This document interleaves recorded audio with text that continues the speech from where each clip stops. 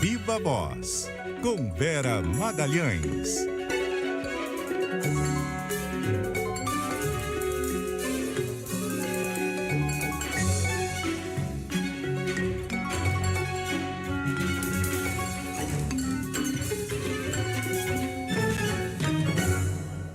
Olá, boa noite, sejam bem-vindos ao Viva Voz, são 6h02, estamos chegando com muita informação, muita análise, bastante bastidor, num dia com muitas definições a respeito de políticas e repasses de recursos e também de nomeações referentes não só ao Rio Grande do Sul, mas também os desdobramentos da queda de Jean Paul Prats na Petrobras. Boa noite, Carol Moran.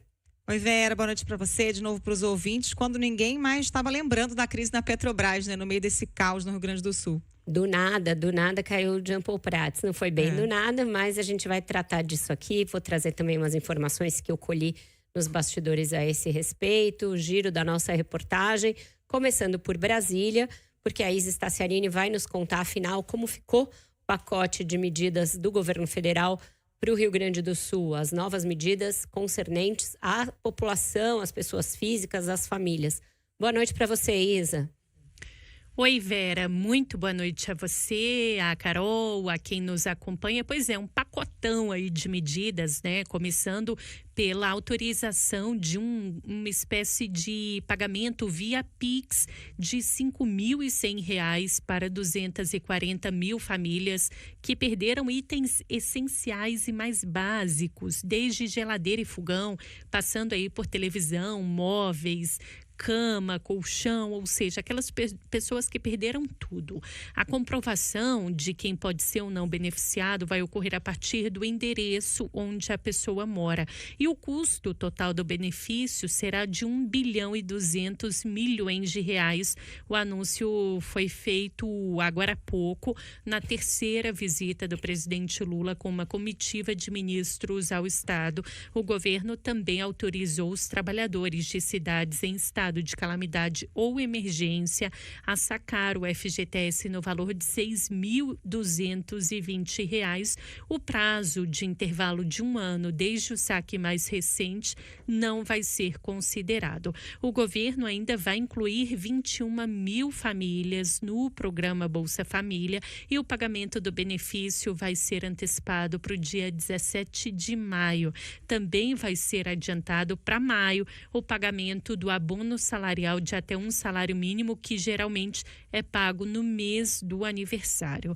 Lula também decidiu antecipar 2 parcelas adicionais do seguro-desemprego e incluir moradores no estado logo no primeiro lote de restituição do imposto de renda em 31 de maio. O valor estimado para esse pagamento é de R$ 1,1 bilhão.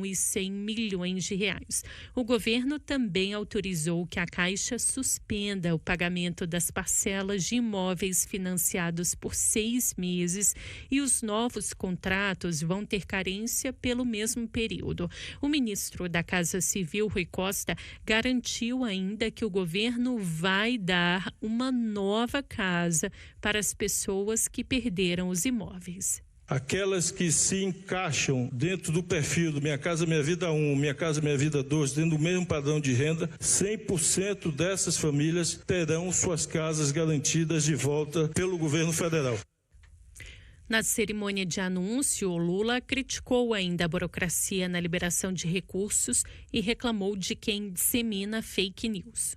Apesar da nojeira da fake news, sabe, de uns vândalos que não fazem política, que não discutem política, que não querem argumento, só querem destratar a vida dos outros. Ô Isa, hoje, por falar nessa questão aí das fake news e o que não é fake news, o ministro da Justiça, Ricardo Lewandowski, recebeu parlamentares da oposição. O que eles discutiram? Sim, Vera, Lewandowski, inclusive, recebeu o deputado Eduardo Bolsonaro, né, filho do ex-presidente Jair Bolsonaro e também de integrantes ali da Comissão de Constituição e Justiça da Câmara, inclusive a presidente da CCJ, Caroline de Toni, do PL, e o deputado Paulo Bilinski, que inclusive foi o autor de um requerimento para convocar o ministro da Secretaria de Comunicação, Paulo Pimenta, a prestar esclarecimentos sobre um ofício que Pimenta, enviou para a Polícia Federal e que motivou a abertura de inquérito para investigar a disseminação de fake news sobre a tragédia. A iniciativa da reunião partiu dos próprios deputados bolsonaristas que queriam, inclusive, convocar Lewandowski a comparecer à CCJ para dar explicações sobre o inquérito aberto pela Polícia Federal. Ontem, inclusive, na sessão da CCJ, os deputados só aprovaram um convite a Paulo Pimenta, lembrando que o requerimento era de convocação. Pelas redes sociais, o deputado Eduardo Bolsonaro disse que a reunião foi boa para distensionar as relações, apesar de discordar da política de segurança. Vera e Carol. Agora, Isa, o ministro Barroso, presidente do Supremo, falou sobre fake news, hoje na cerimônia de anúncio das medidas.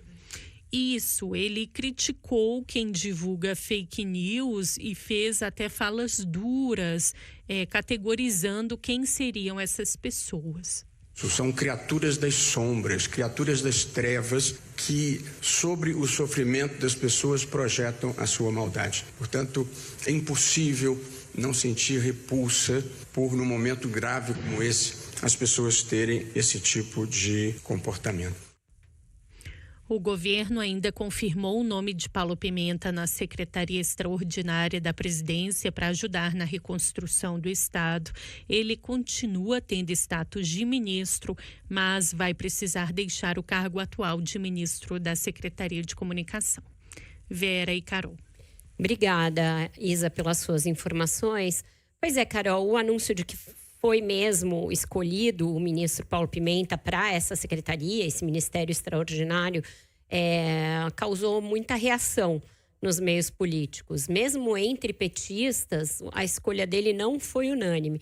Ontem, antes ainda da confirmação, quando ele já era um dos nomes mais cotados, o que eu tive de informação dentro do governo é que ele estava até o último minuto negociando para acumular as funções. Então, ele seria deslocado temporariamente para o Rio Grande do Sul para exercer esse papel de porta-voz, interlocutor do governo federal, mas manteria o status de titular da SECOM. E aí, quanto a isso, houve uma certa resistência no Palácio de ele acumular mais de uma função, duas funções bastante estratégicas. Então, ele deixa temporariamente a SECOM, mas a gente sabe muito bem que essa coisa de cargo vago não tem garantia de voltar. Você não pode pôr lá uma plaquinha de reservado e a certeza de que você vai voltar depois. Vai haver certamente um interesse de alguém por se apossar, por, enfim, se ficar garantido ali, ficar permanente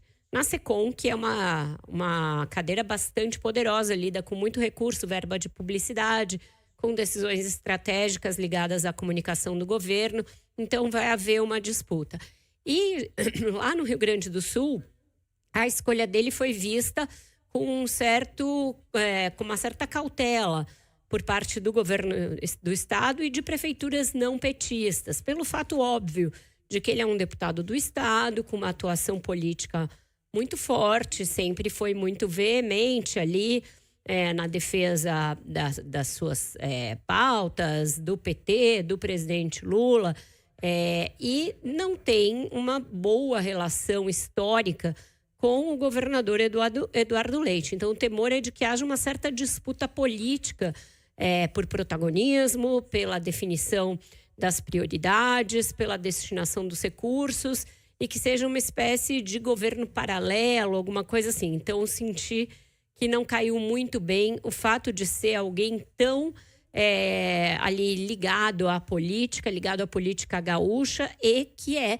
oposição ao governador e a muitos dos prefeitos do Rio Grande do Sul, que vale a gente lembrar, é um estado que já foi muito petista, já elegeu sucessivos governadores petistas em prefeituras importantes como a de Porto Alegre, de Santa Maria e outras cidades, mas que hoje é um estado majoritariamente bolsonarista. Tem votado mais azul do que vermelho nos últimos anos. O próprio Eduardo Leite teve dificuldade para se eleger contra o ex-ministro do Bolsonaro, o Onyx Lorenzoni.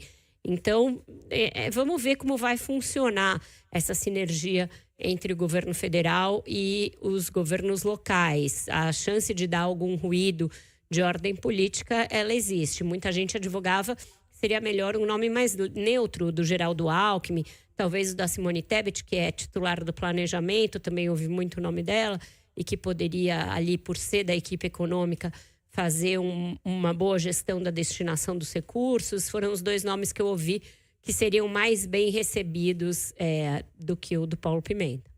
A SECOM é uma área super estratégica, ainda mais nesse momento, né, Vera? Porque além do combate ali à calamidade em si, o governo entende que tem uma frente importante na comunicação em que está levando um baile, né? Porque as fake news estão graçando aí nas redes sociais, a atuação do governo parece que não chega na ponta, né? Fica esse discurso de que o poder público não chega, que as pessoas estão sozinhas, estão abandonadas e o próprio povo ali trabalhando no resgate. Então é um fronte também importante. Claro que o mais importante é cuidar das pessoas, mas esse flanco da comunicação é essencial também, né? Essencial. Tem uma versão que eu sinceramente não ouvi das fontes, mas que muitos colegas nossos ouviram e têm divulgado e têm publicado, de que o Paulo Pimenta estaria meio queimado e que até o seu deslocamento para o Rio Grande do Sul seria uma maneira do presidente tirá-lo desse fronte aí tão sensível. Nessa reunião com o ministro Ricardo Lewandowski, que a Isa relatou para a gente, os bolsonaristas reclamaram prioritariamente do Paulo Pimenta, que seria ele o responsável por isso, que eles consideraram uma perseguição política, e eles fizeram até ali uma comparação. Olha, Bolsonaro nunca pediu para a Polícia Federal investigar nenhum parlamentar da oposição por opinião. Porque existe, de fato, muita fake news, mas existem algumas coisas que são do campo da opinião. As pessoas dizerem se elas acham que o governo está indo bem ou está indo mal, que a ajuda é suficiente ou não é muito da sua sensibilidade, da maneira como ela está sendo atendida, da forma como ela viu as medidas que antecederam a tragédia toda, tanto por parte do governo, quanto do governo estadual, quanto das prefeituras. Então, tem divulgação de notícias erradas, tem a amplificação de notícias pontuais, né, de casos anedóticos que são tomados como regra, quando não são, e isso dificulta o trabalho, dificulta a percepção da população sobre o trabalho do poder público e dificulta o trabalho de quem está na ponta, mas tem muita coisa que é opinião e que isso não adianta. O governo não vai conseguir moldar com base em inquéritos ou com frases de efeito como essa do Lula, de que ele tem nojo, etc. Isso acontece. Então, eu acho que separar o joio do trigo é papel da gente, da imprensa, dos próprios governos, de divulgar por meio dos seus canais com a maior transparência o que está sendo feito, e o resto, o escrutínio, vai depender do resultado. Eu falo sobre isso na minha coluna de hoje. É um teste enorme para o Lula, assim como a pandemia foi definidora, no meu entendimento, para o Bolsonaro perder a eleição, quando ele não conseguia demonstrar empatia com quem estava perdendo os seus parentes, quando ele debochava de mortos e de pessoas entubadas e falava em medidas que não existem, boicotava o distanciamento social, boicotava a vacina, a máscara, tudo que ele fez, tudo fez um estoque ali, fez ele perder uma parte do apoio que ele tinha tido em 2018. O Lula já partiu de um ponto que ele não é negacionista, ele não nega a ciência, então já parte de um outro patamar, mas aí a consecução das medidas é mais vasta do que você focar só na saúde, como era o caso da pandemia. A pandemia era em todo o Brasil, causava muito mais mortes, mas se o governo tivesse sido razoável, você tinha um protocolo internacional a ser seguido, né? Vacina, distanciamento social e suporte financeiro. Que o governo fez tudo errado e atabalhoado. Nesse caso, são múltiplas frentes, sem um precedente, e com um resultado que vai demorar a longo prazo. Apesar de serem só um estado, talvez os desafios sejam mais variados e mais complexos. Vamos para Porto Alegre, então? A Maria Regina já está pronta para entrar aqui com a gente, atualizando a situação por lá. Oi, Maria Regina, o que você conta agora? Boa noite novamente. Boa noite, Carol, Vera, quem nos acompanha. A gente segue atualizando, acompanhando a informação do nível do Guaíba aqui em Porto Alegre, que recuou um pouquinho mais. Lentamente ele vai baixando, está em 5 metros e 15 centímetros aqui na capital, mas ainda, claro, mais de 2 metros acima da cota de inundação aqui em Porto Alegre. Neste momento, temperatura de 13 graus, hoje o tempo seco no estado predominou, mas o frio, né, que tem marcado presença durante esta semana. Em relação a dados da Defesa Civil Estadual, o último boletim indica 149 mortes, esse número não se alterou, ele segue o mesmo, inclusive, do boletim anterior. E em relação a pessoas desaparecidas também, esse boletim divulgado há poucos minutos aponta que são 108 pessoas que estão desaparecidas, também permanece o mesmo. 452 municípios gaúchos foram atingidos, esse número aumentou um pouquinho, mais de 90% do estado, portanto, e há 76.580 pessoas em abrigos, além de mais de 538 mil que estão desalojadas. Hoje, em Porto Alegre, tivemos uma notícia positiva em relação ao abastecimento de água. A estação de tratamento do Moinhos de Vento, aqui na capital, foi religada após 12 dias com a operação suspensa. E esse sistema que abastece 7 hospitais que estavam recebendo água através de caminhões-pipa e outros 21 bairros do entorno também são ainda impactados, porque, claro, leva um tempo até que a água chegue às residências e isso ainda vai ser um processo gradual, mas uma boa notícia foi essa já dessa retomada da operação. E ainda para a gente destacar, hoje a Prefeitura também iniciou por aqui uma mobilização de limpeza já em algumas áreas das ruas aqui em Porto Alegre, algumas áreas de bairros atingidos, como Cidade Baixa e Menino Deus, uma iniciativa então que também vem acontecendo em paralelo nesses locais em que já há condições para se fazer esse trabalho. E a situação ainda em relação ao aeroporto, temos ainda essa questão de estarem com as atividades suspensas ali no aeroporto Salgado Filho em Porto Alegre, mas foram emprestadas bombas que devem ajudar também a retirar a água nessa região, na zona norte da capital. Então, 2 equipamentos começaram a ser instalados hoje e com isso a expectativa é de reduzir o alagamento na região e permitir o religamento do sistema de drenagem também que funciona naquela região. Essa medida deve auxiliar a retirada de água, mas a Fraport ainda deve renovar a suspensão dos voos do terminal por mais 90 dias, conforme a gente contava ontem aqui na audiência da CBN. Maria Regina, ontem a gente conversou com o prefeito aqui, você também na sua entrada falou a respeito da necessidade de começar a realocar as pessoas que estão em abrigos para que possa haver um planejamento para a volta às aulas. Houve algum avanço nesse sentido? A gente segue acompanhando essa situação. Até o momento não tem essa informação de que tenha tido esse avanço, Vera, mas é de fato uma situação que também vem sendo monitorada. A gente tem, por exemplo, algumas regiões do estado em que as aulas da rede estadual retornaram, mas isso tem sido algo bastante pontual de regiões em que há condição, vai sendo retomada, por exemplo, na rede estadual, mas em outras isso ainda vem sendo suspenso. Então, é uma questão ainda bastante delicada, essa que envolve esse calendário da educação. Hoje, por exemplo, até em termos de universidades aqui do Rio Grande do Sul, a gente teve também algumas notificações de algumas instituições que devem retomar as atividades a partir do mês de junho, por exemplo, caso da Universidade Federal de Pelotas, da Universidade Federal de Ciências da Saúde de Porto Alegre, a Universidade Federal do Rio Grande, que estão ainda com essa suspensão por mais tempo, e isso vem sendo comunicado, portanto, também por parte das universidades. Obrigada, Maria Regina, pelas suas informações.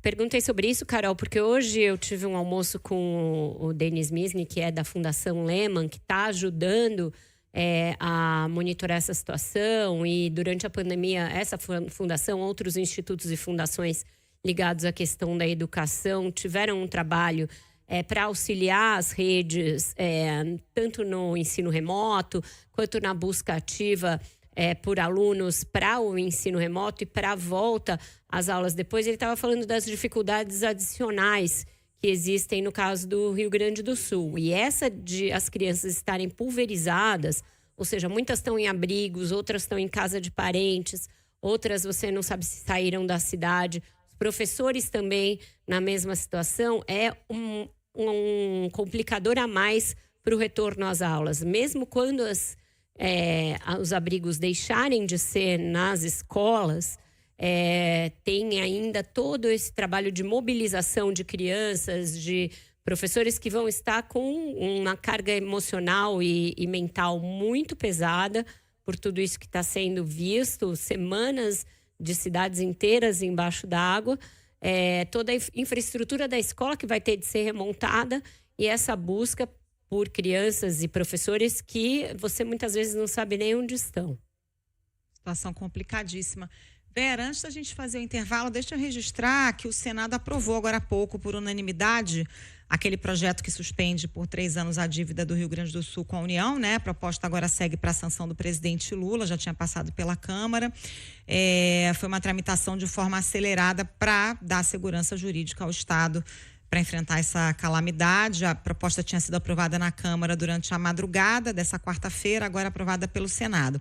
A suspensão do pagamento da dívida foi uma das medidas anunciadas pelo governo para socorrer o Rio Grande do Sul.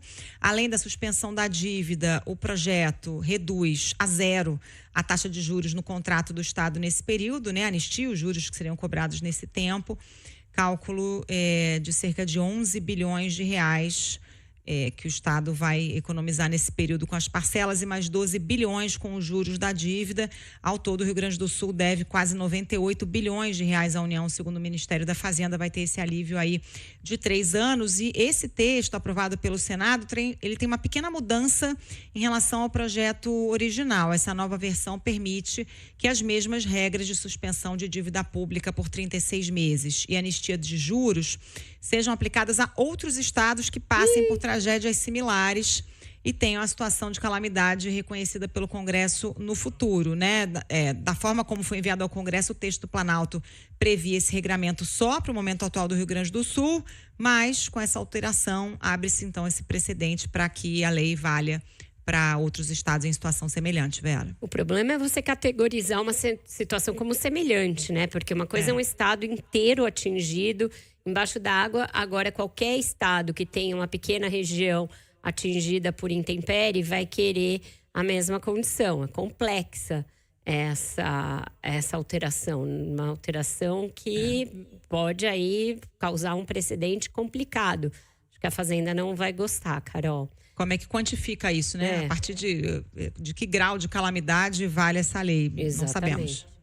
A gente vai então para o nosso break, faz um intervalo, vai para o Repórter CBN e volta já com o Viva Voz. Hoje tem Ponto de Vista com o Pablo Hortelado.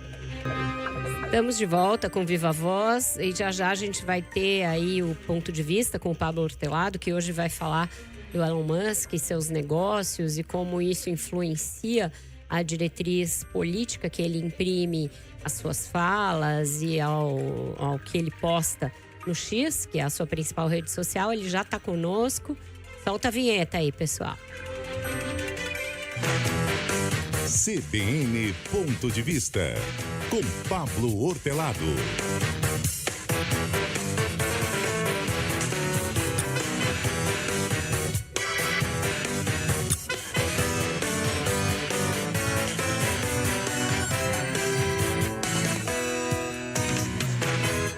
Boa noite, Pablo. Já antecipei qual será o assunto do nosso papo de hoje. Seja bem-vindo. Boa noite, Vera.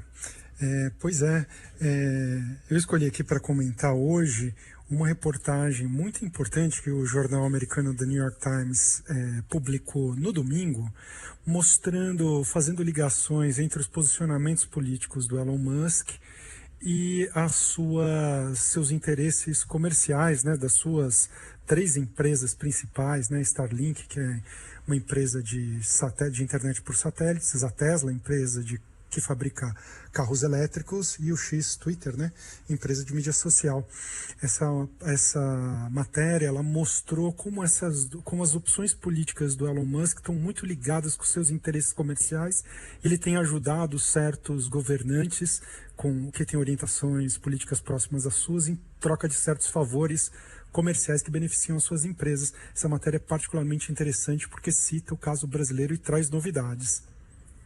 Você destacou, além do Brasil, também o que a reportagem traz sobre a Índia e a Argentina. Ele falou bastante sobre a eleição do Milei quando ela aconteceu no fim do ano passado. Quais os interesses que as empresas do Musk têm nesses países em que também a extrema-direita está crescendo bastante, Pablo? Então, basicamente o que a reportagem mostra é que o Musk faz um movimento duplo, né? Ele tem usado a plataforma X, né, o Twitter, para dar benefícios políticos para os governantes e, em troca, ele recebe favores comerciais que beneficiam as suas empresas, né? Por exemplo, no caso da Índia, a plataforma X, né, o antigo Twitter, ele reverteu uma política que ela tinha de combater bloqueios, né? Antes o X lutava contra bloqueios nas mídias sociais naquele país, né? E ele reverteu essa política e passou, por exemplo, a bloquear um documentário da BBC que examinava criticamente, né, a carreira do primeiro-ministro Narendra Modi, né? Então ela teve essa mudança de política para beneficiar o primeiro-ministro Modi. Em troca, o ministro Modi, ele reduziu drasticamente a tarifa de importação para veículos da Tesla. Antes essa tarifa era de 100% e ela reduziu para 15% para carros elétricos. E é uma política desenhada de tal maneira, né, com tantas condicionantes, que ela se aplica para a empresa Tesla, né, que fabrica carros elétricos, mas ela não se aplica a BYD, né, Build Your Dreams, a empresa concorrente que também faz carros elétricos da China. Então, uma medida desenhada especificamente para favorecer os carros da Tesla, e ela parece ter sido uma espécie de troca. Por um lado, o Twitter está favorecendo politicamente os interesses do primeiro-ministro, e em troca o governo indiano está dando benefícios tributários para a Tesla operar no território indiano com vantagens comerciais, em particular com vantagens que não se aplicam aos seus concorrentes diretos, que é a empresa chinesa BYD. Na Argentina... Não, pode continuar, pode continuar. Na Argentina, a gente vê o mesmo movimento, né? Talvez até de uma maneira assim mais explícita, né? O Musk pessoalmente está impulsionando as postagens do Javier Milei. O Musk, para vocês terem uma ideia, ele tem 182 milhões de seguidores, e quando ele comprou o Twitter, ele tem 182 milhões de seguidores, e quando ele comprou o Twitter, ele mudou o algoritmo do Twitter para o algoritmo do Twitter beneficiar os seus posts. Então, além de ter 180 milhões de seguidores, que é uma infinidade de seguidores, quando ele posta, o Elon Musk, os seus posts eles são amplificados à audiência. E ele tem feito uma série de postagens beneficiando o Milei. Então ele compartilhou uma entrevista do Milei quando o Milei era candidato, ele fez um meme, meio engraçado, assim, na qual ele mostrava que ele preferia ver o Milei discursar do que fazer sexo. Ele compartilhou um discurso bem ideológico que o Milei fez no Fórum Social Mundial. Ele tem realmente ampliado, divulgado as posturas políticas do Javier Milei. E, em troca, ele está conseguindo benefícios muito, muito importantes aí, porque para sua empresa, para a empresa Tesla de carros elétricos, porque a Argentina é o segundo maior produtor de lítio, que é o elemento-chave aí para as baterias. Então, o Milei, naquele pacotão que ele está passando no Congresso argentino, que passou já na Câmara dos Deputados, mas ainda precisa ser votado no Senado, que tem um monte de medidas. No meio dessas medidas, tem uma legislação, tem uma medida que torna mais fácil e traz mais incentivos à extração e a exploração de lítio por empresas estrangeiras. Ela dá benefícios fiscais bastante generosos e promete uma estabilidade regulatória que vai durar 30 anos e que vai beneficiar o principal fornecedor de lítio para os carros da Tesla. Então a gente vê o mesmo movimento de apoiar politicamente um candidato e receber benefícios comerciais para sua empresa. Uhum.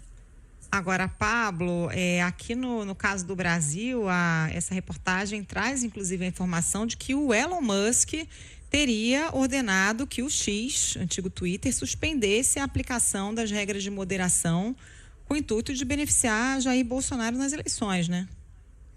Pois é, essa é a grande revelação. Eu acho que repercutiu muito pouco essa reportagem do New York Times, porque ela basicamente está ligando fatos já conhecidos, mas no caso brasileiro, ela revela, a reportagem conversou com 2 funcionários da empresa que revelaram, a reportagem não revela o nome dos funcionários, mas diz que checou com 2 funcionários que revelaram esse fato, não é?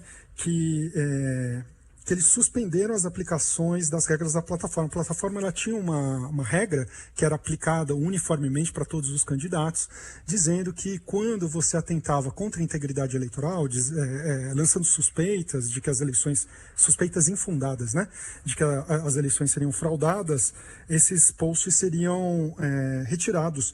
E o Musk pessoalmente interveio junto aos funcionários do Twitter no Brasil para que eles suspendessem a aplicação dessa regra durante o período eleitoral e que eles só retirassem postagens que incitavam diretamente à violência ou para atender determinação judicial. Ele deixou esses ataques à integridade eleitoral passarem por meio de uma ordem direta à equipe que fazia moderação de postagens no Twitter do Brasil. E a reportagem faz a conexão com o interesse da Starlink no Brasil, porque a Starlink tinha recebido favores comerciais, não é? Segundo a reportagem, né?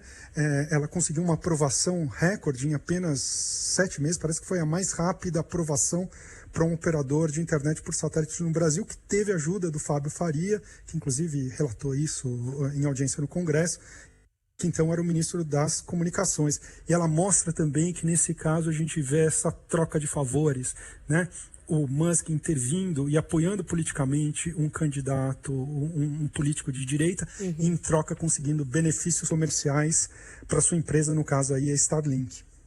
Pois é, então quem achava que ele era aí um idealista e ali um gladiador da liberdade de expressão, agora sabe que o buraco era mais embaixo. Obrigada, Pablo, pelas suas informações, pela sua análise. Vamos ver se vai ter essa repercussão, se vai gerar aí alguma consequência aqui no Brasil. Até quarta que vem. É isso. Até mais. Um abraço a todos. Abraço. Até. Bom, continuando aqui girar os assuntos, porque ontem, depois do Viva Voz, veio a notícia de que Lula finalmente decidiu trocar o presidente da Petrobras. Jean Paul Prats já vinha numa fritura de meses. A decisão pela troca se deu ali em fim de abril, mas só se confirmou ontem. A situação do Rio Grande do Sul acabou dando alguns dias de sobrevida a Jean Paul Prats, mas o presidente aproveitou o anúncio dos resultados da companhia para fazer a troca.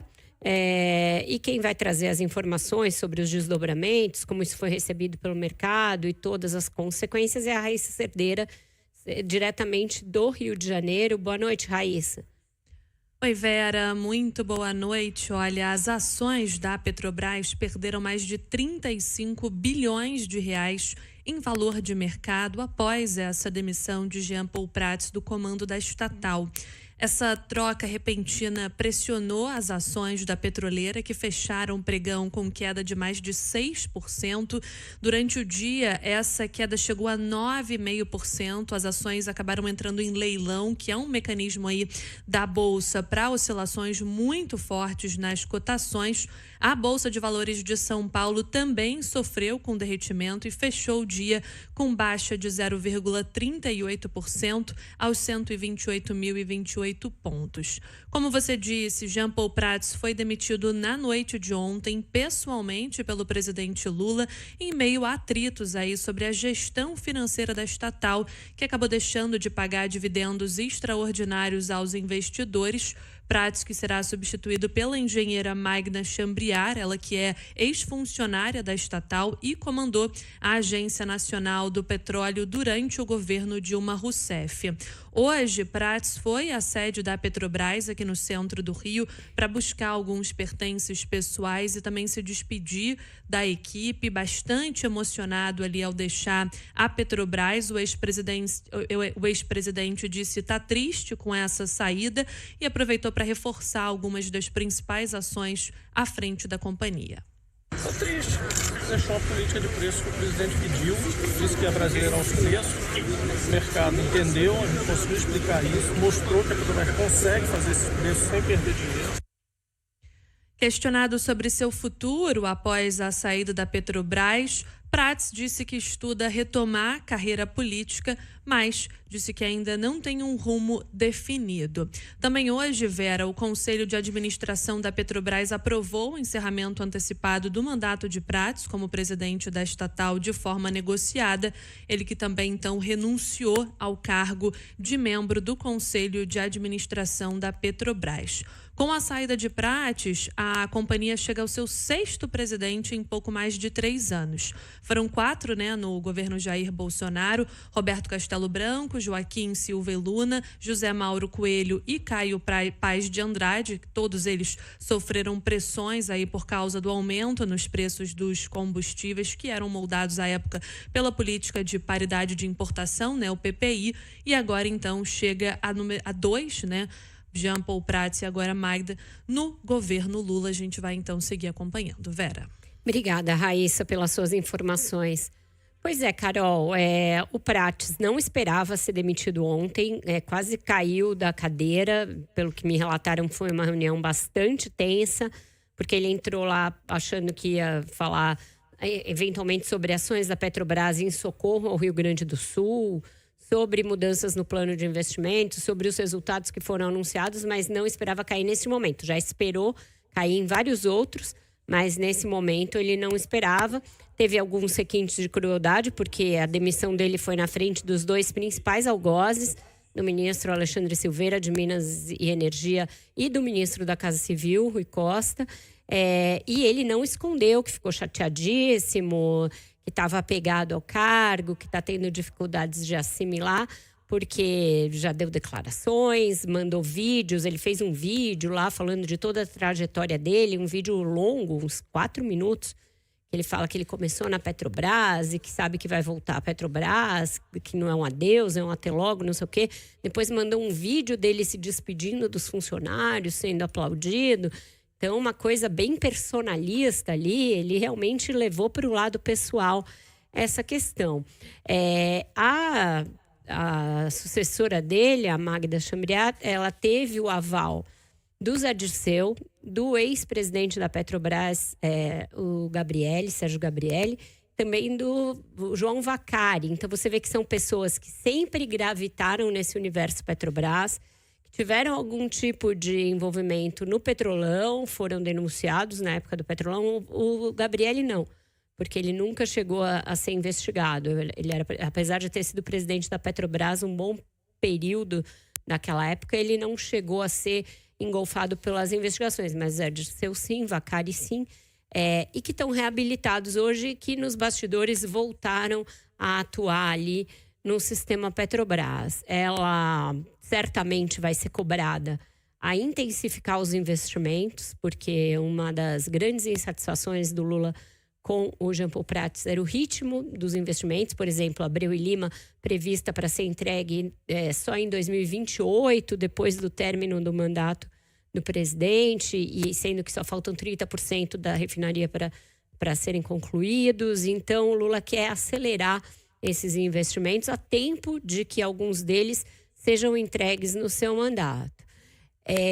Então, tinha esse descompasso, que era evidente, e agora ele espera que isso seja acelerado. Então, que o plano de investimento seja revisto. Normalmente, ele é revisto em prazos mais longos, mas com a troca de comando na companhia, é possível que o plano de investimento seja revisto mais brevemente e que ela também tenha uma atuação mais alinhada com o Planalto, sem tantos solavancos como foi a do Jean Paul Prats, que é descrito no Palácio como alguém instável emocionalmente.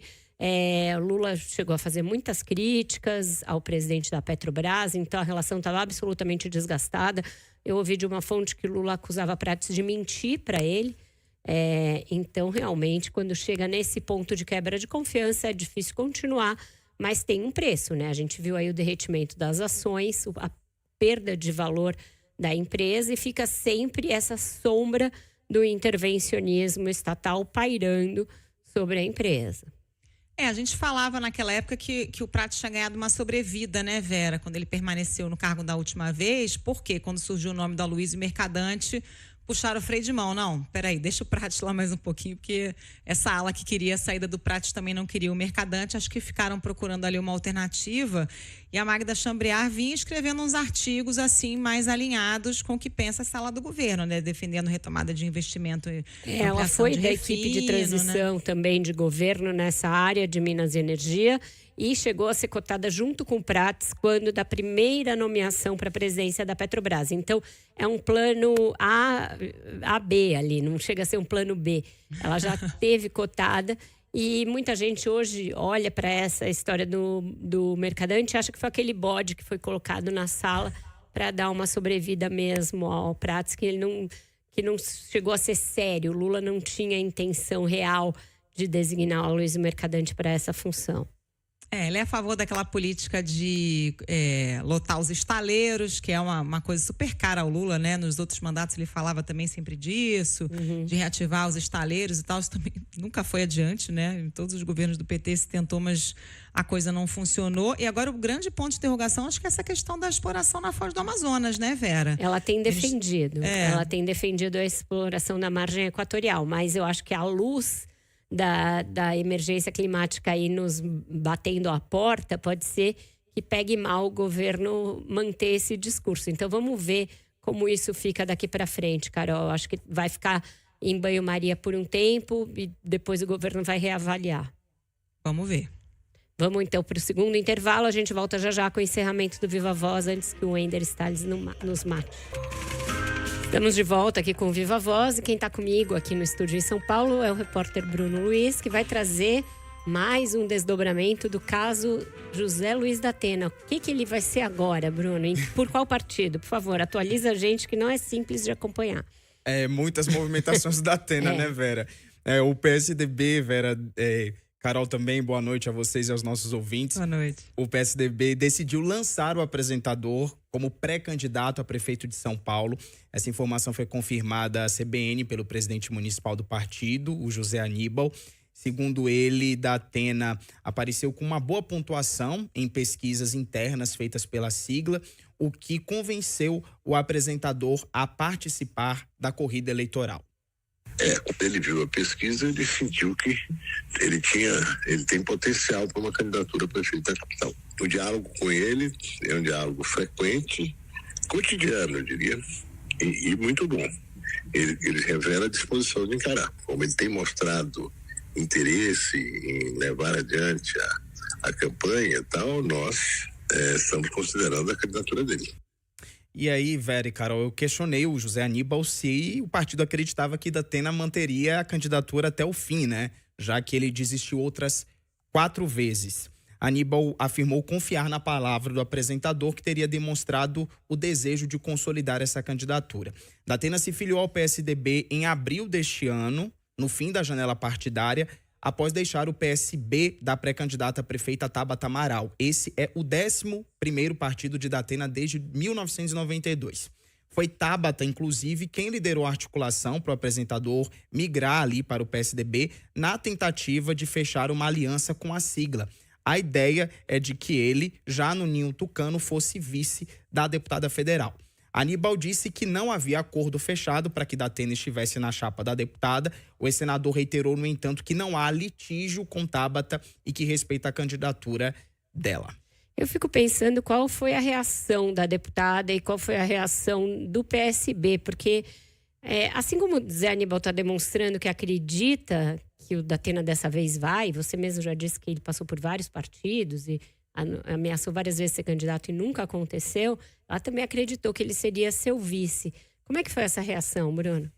Vera, procurada pela CBN, a pré-candidata afirmou via assessoria de imprensa que não comentaria o assunto. Mas nos bastidores, a ideia é evitar falar sobre isso, já que o PSB espera retomar o diálogo com da Atena mais à frente, por avaliar que o apresentador justamente pode recuar dessa candidatura.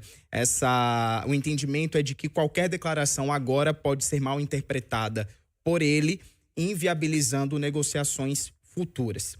Segundo fontes da campanha que foram ouvidas aqui pela reportagem, Tabata já fazia o cálculo, já calculava o risco de da Atena, inclusive, sair candidato pelo PSDB devido ao histórico de idas e vindas do apresentador na política. Mesmo com isso, ela decidiu apostar na filiação do apresentador ao partido. Essa foi uma estratégia para solucionar, inclusive, um próprio incômodo que o Datena vinha apresentando, com a possibilidade de perder a vice de Tabata para o PSDB. A gente lembra aqui que a pré-candidata vinha negociando esse posto com o partido, né, com o PSDB, justamente para garantir o apoio dos tucanos ali na campanha, aumentando o tempo de TV e tentando ali deixar o arco de alianças dela mais robusto para essa campanha, né, Vera? Obrigada, Bruno, pelas suas informações.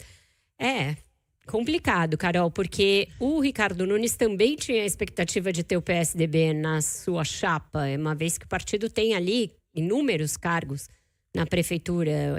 Alguns cargos que eram do Bruno Covas, ele manteve tucanos históricos ali ao longo de todo o mandato que ele herdou quando o Bruno Covas morreu.